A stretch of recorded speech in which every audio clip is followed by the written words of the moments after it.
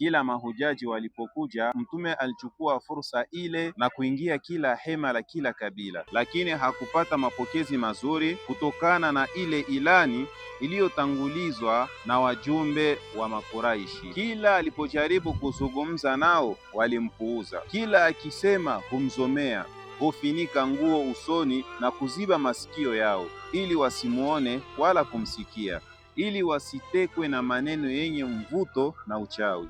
Na anapofika mwisho wa maneno yake humwambia, jamaa zako wanakujua zaidi, nao hawakukufata.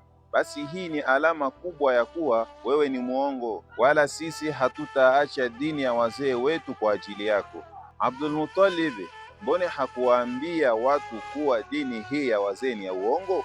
Ingelikuwa kweli Allah anataka kuleta mtume, basi angelipewa Walid bin Mughira bwana wa Makuraishi wote, au angelipewa Urwa bwana wa Bani Thaqif wote. Ungefikiri angekuleta wewe yatima wa Abdul Muttalib?